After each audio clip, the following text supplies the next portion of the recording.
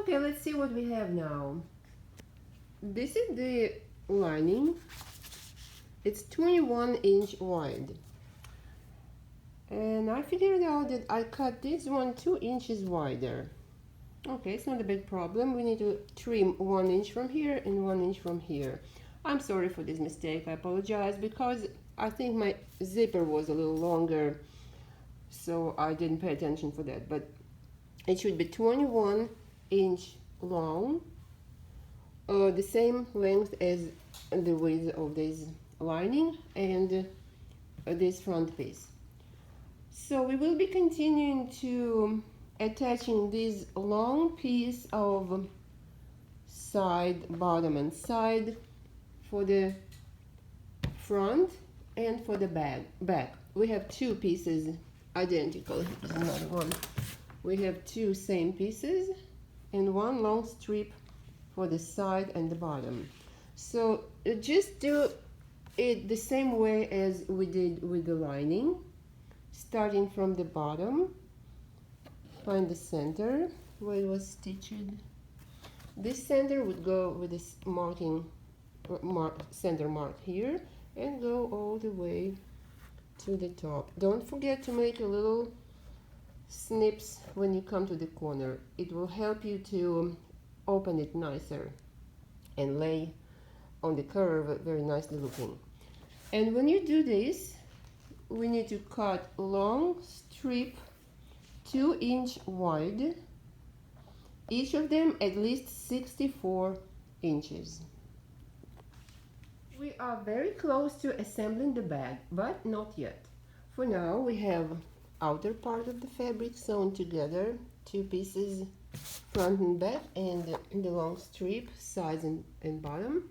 The same lining with pockets. The top part with zipper, which is 21 and 21 inches, 42 plus 10 and plus 10 would be 62 inches. We need 62 and a half, or better 63. We can use half-inch seam allowance of the fabric, 2-inch wide. Now cut two strips of webbing, 24-inch each. They are 1.5 inch wide. I will also need buckles 1.5 inch wide for them. And from leftovers of fabric, cut two strips 2-inch wide and 2.5 inch long. We will need them for these D-rings. Fold them in half vertically and stitch using 1/4 inch seam allowance, then turn them right side out. Insert these tabs in the ring, fold it and stitch at the end. Prepare both of them. Now insert the webbing into the lobster clasp and stitch like this, both of them. I measured it again, and as I told you before, I cut off 1 inch from each side, so now it's 20-inch wide. Sorry.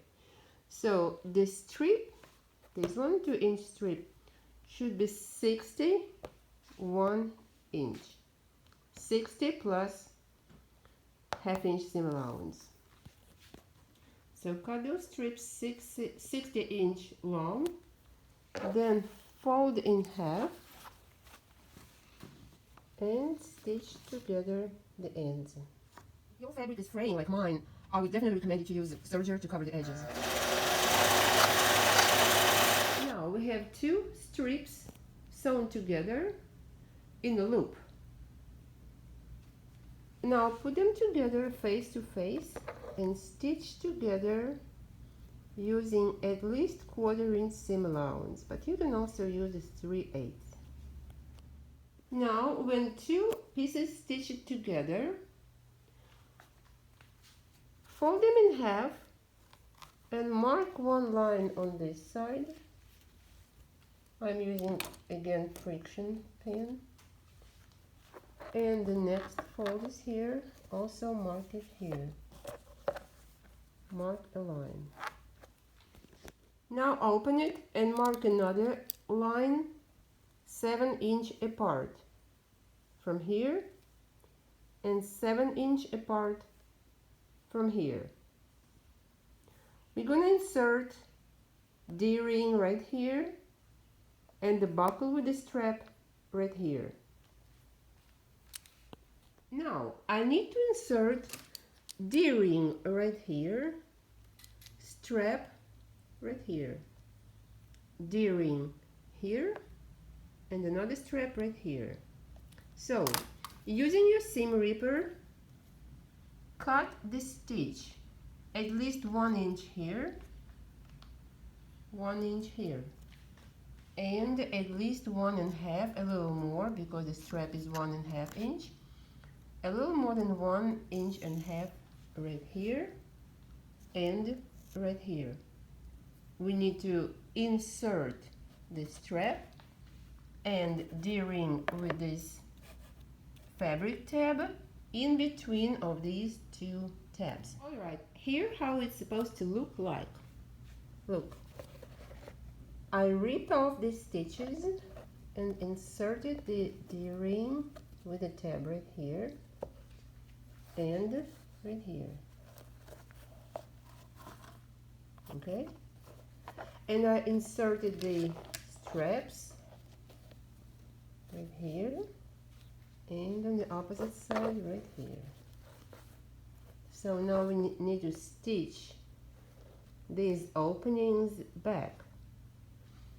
Be sure you do double stitch right here, here, here and here. I mean stitch there and back, maybe even 3 times, because it's a handle and it should be attached very strongly. So I highly recommend to do double stitch there and back, and you can also do zigzag stitch or any kind of secure stitch, maybe overlock, maybe zigzag, but they should be stitched securely.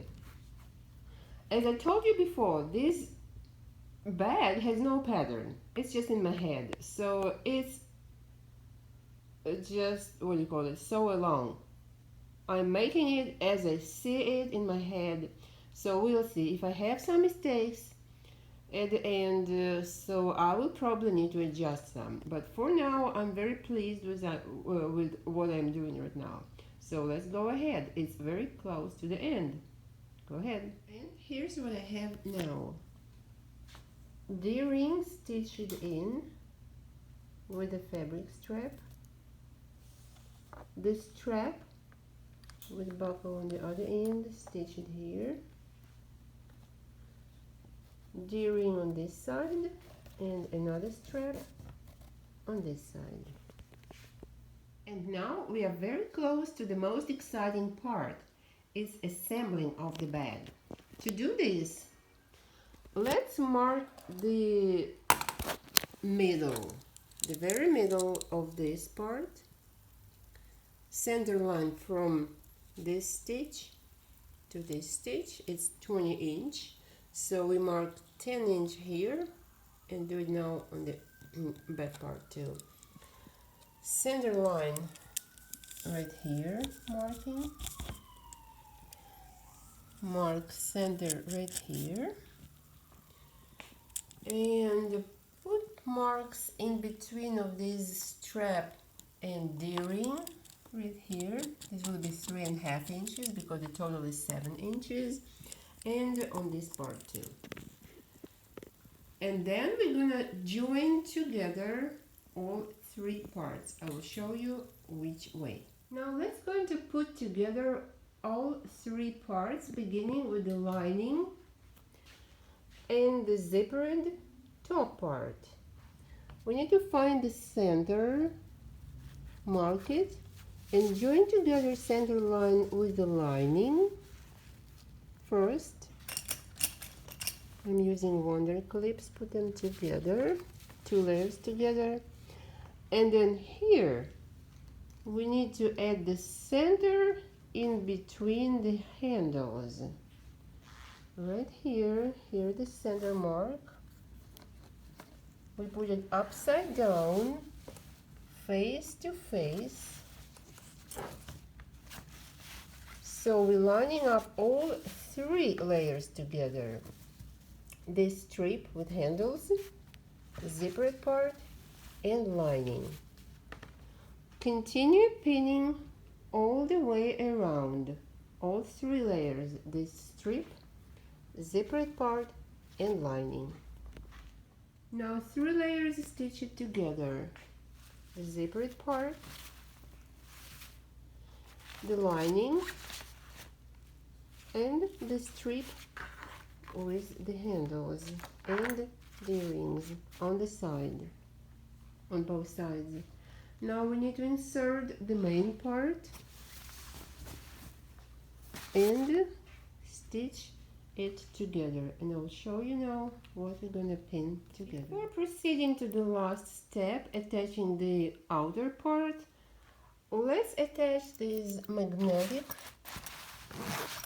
snap button just where the zipper ends on this side, in between the webbing and the D-ring, and on this side in between D-ring and the strap, just in the center where the zipper attached. It's a very easy to attach button. It has just 2 pieces, so you need to make on the back side 2 little cuttings to let it in.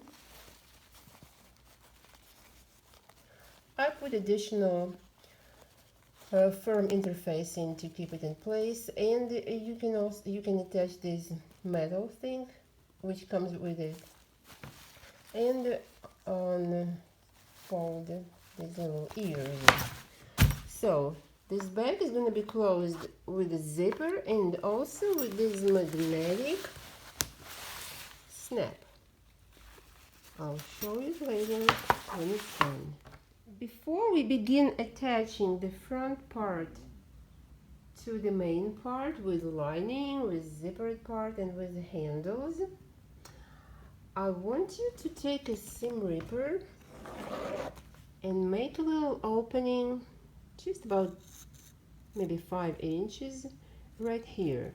Using seam ripper, undo this one. You know why? Because when we stitch the front part all around it, we will need to turn it right side out, all together, the lining and the front part right side out. So now open about 5 inch here. And now, using wonder clips, begin attaching the center of the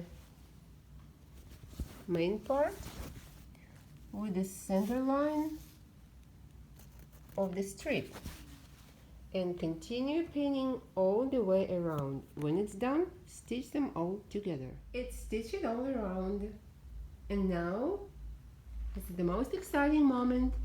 I'm gonna turn it right side out and see how the bag looks like. See this opening? Let's see how it looks like. All right, I turned it right side out, so I didn't have a helper to show you my excitement, but it looks very cool. This is inside, this is a zipper, 2 handles on the sides, and I will show you later how you can transform those handles. You will love it. Look at this large size beach bag.